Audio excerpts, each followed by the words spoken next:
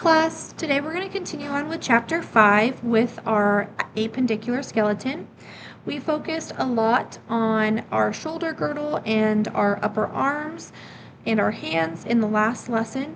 This lesson we're going to focus on the pelvic girdle and our legs and our feet. First, our pelvic girdle is formed by two coxal bones and the sacrum. The sacrum we talked about when we were looking at the vertebral column. It is a fusion of 5 bones towards the bottom of our vertebral column.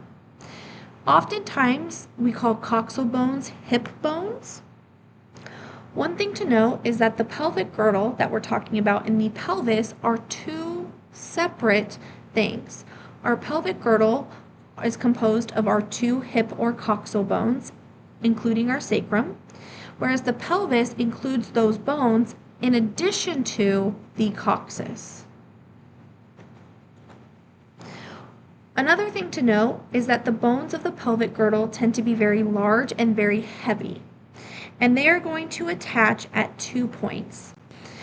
The bones of the pelvic girdle are going to attach to our axial skeleton through sacral attachment to our lumbar vertebra.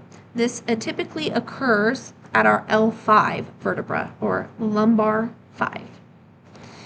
The other thing to know about the pelvic girdle is it has very deep sockets called the acetabulum, and this is where our limbs or our legs is going to attach to the pelvic girdle, and this is reinforced by ligaments. The function of the pelvic girdle is to bear most of the weight of the upper body.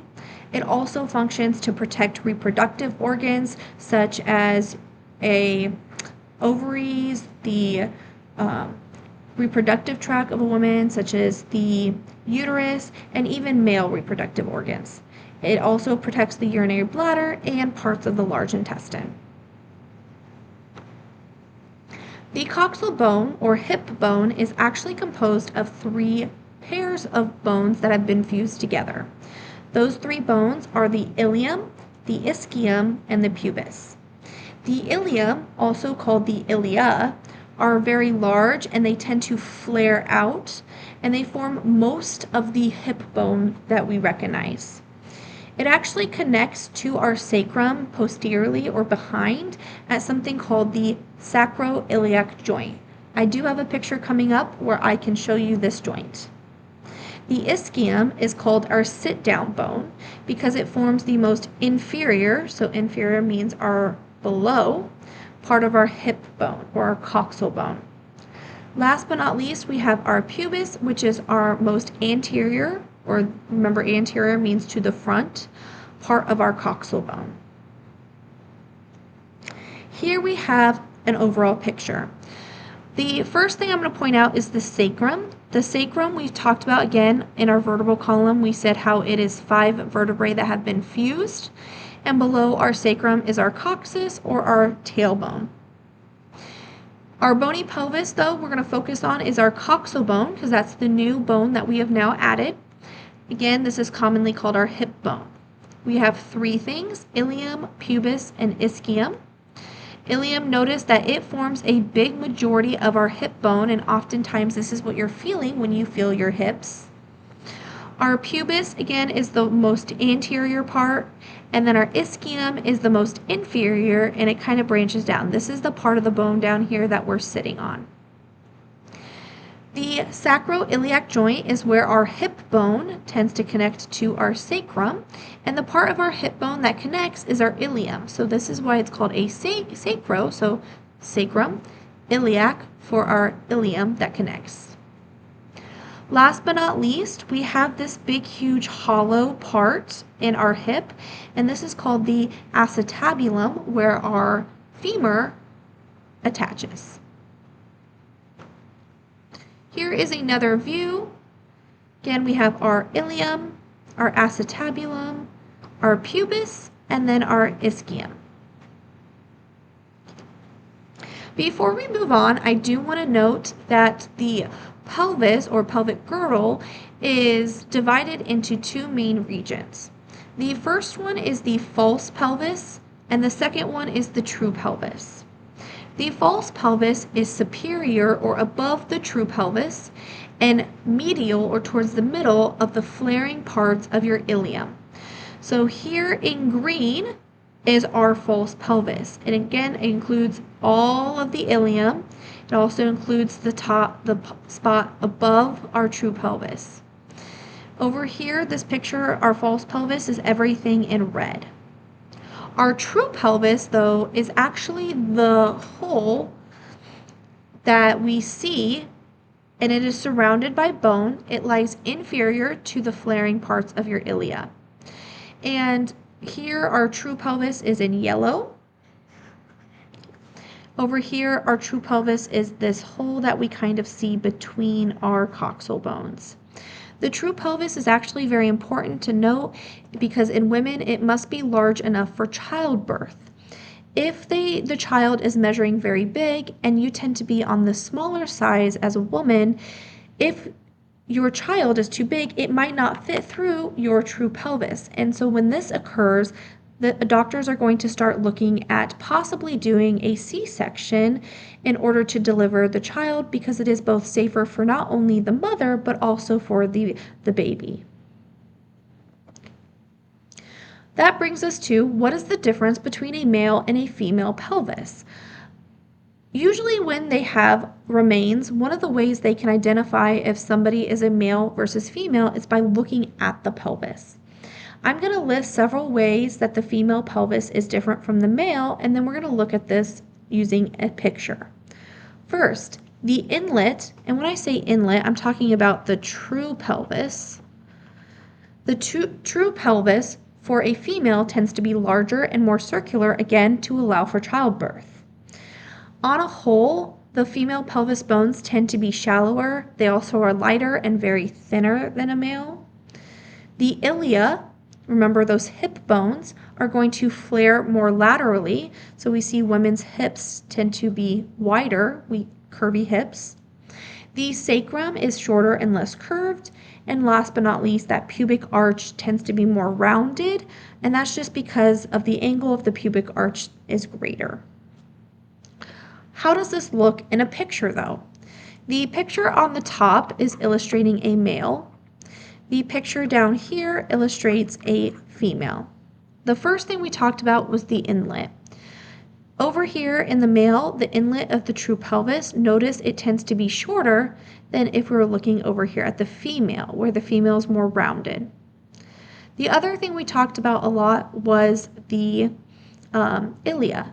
Notice here, the length of my ilia is shorter or not as flared as if we were looking at a woman. Notice they flare more laterally or to the sides. And then another thing that we talked about is the pubic arch. Here, my pubic arch is less than 90 degrees, whereas a female tends to be more than 90 degrees. Moving off of the pelvis, we're going to now focus on bones of the lower limbs.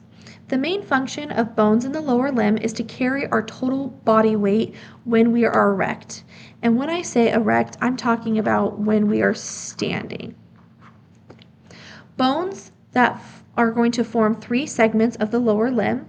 We are going to have our thigh, we are going to have our lower leg, and then we're going to have our feet.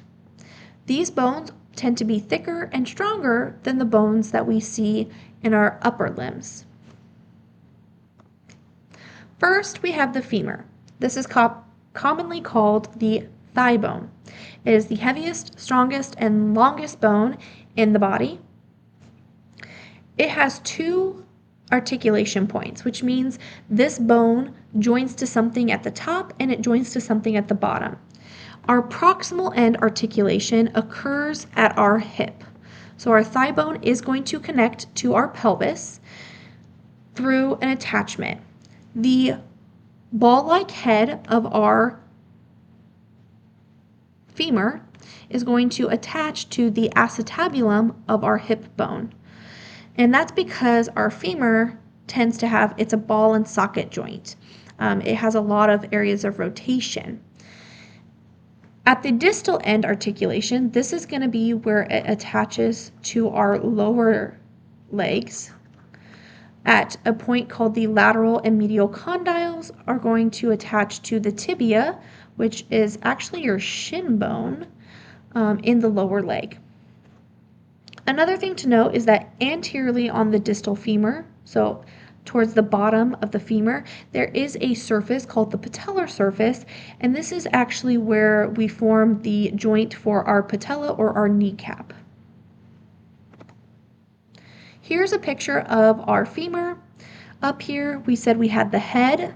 This is where I mean by a ball and socket joint. It looks like a ball. This head fits into the acetabulum of our hip. Down here, we have our medial and lateral condyles. On this side, we call them epicondyles, but if I are actually going to flip it around, we do see that it is called condyles on this side. This is where we see the attachment. Right down here, we see the attachment to our lower legs. Last but not least, we do see a patellar surface on this image. This is where our kneecap tends to sit. Next, we have our lower leg, and it is composed of two bones. The first bone is the tibia, which is what we're going to talk about first, and then the second bone we're going to talk about is called the fibula. The tibia is commonly called the shin bone. It is larger and it is more medially oriented, so it is in the middle. Middle. It is going to attach both at the proximal end and distal end. At the proximal end, this attachment is typically going to be the knee. The medial and lateral condyles of this bone are going to articulate with the femur, again forms that knee joint. Whereas distal end articulation is going to occur towards the ankle. We got the medium malleolus. It's going to form the inner part of the ankle. I usually remember the medial malleolus as being middle because our tibia is our middle bone, so it must form at the medial or middle part of the ankle. Another thing to note is that the tibia has a part on it called the tibial tuberosity. This is just a roughened area that's located on the front of our tibia where our kneecap or patella is trying to attach. The second bone of our lower leg is going to be our fibula. This is very thin, it is very stick-like, and it forms the lateral parts of your tibia. So this is going to be towards the sides. Fun fact about the fibula is it has no role in forming the knee joint, only the tibia does. And it actually has a distal end articulation. So distal end articulation, this is going to be near your ankle. Because it is the lateral bone, it has a structure on it called the lateral malleolus to form the outer part of the ankle. Just like our radius and ulna were connected on both ends, our tibia and fibula are also connected on both the proximal and distal end as well. And we call this joint the tibio for tibia, fibular because our fibula. So our tibia and our fibula are joining. Also, just like the radius and ulna in our arm, the tibia and fibula are also connected along their entire length with this idea of the interosseous membrane. Here's a good picture where we're going to show a lot of different things. This bone right here is our tibia. It's our bigger of our bone. Notice, and then over here we have our fibula. It's very thin and it's stick-like. We have these two bones join at the proximal end at the tibiofibular joint and at the distal end of the tibiofibular joint and along their entire length right here, and this stuff is filled with interosseous membrane. If we focus on the tibia has a lateral and medial condyle. Again, these are going to join with our femur. And then if we look at our distal end articulation, we're going to notice our tibia has the medial malleolus, whereas our fibula has the lateral malleolus. Last but not least, we do have the feet. The feet support our body weight and serves as a lever that allows us to propel our bodies forward as we walk or we run. The foot is composed of three major sections. The first one is the tarsals. This is composed of 7 bones that form the posterior or the back half of the foot. The two largest bones are going to be the calcaneus, which is our heel bone. I always remember you get calluses on your heel. This is going to be the part that articulates with the tibia. And then we have the talus, which forms the main part of our ankle. After we have the tarsals, we have the metatarsals. This is composed of 5 bones that form the sole of your foot. And last but not least, we have phalanges. Phalanges should sound familiar because they also represent fingers, but here they're representing the 14 bones that form our toes. There are 3 for each toe, except our great toe or big toe only has 2. Kind of like our fingers each have 3, but our thumb has 2. Here is a picture of our phalanges, and then up here we have our metatarsals, and last but not least, we do have our tarsals, which are our bigger bones back here. I do not make you learn each individual bone's name. I'll save that if you decide to take A&P in college. Before we sign off, I do want to talk about arches of the feet. These are bones of the feet are going to be arranged to form 3 very strong arches.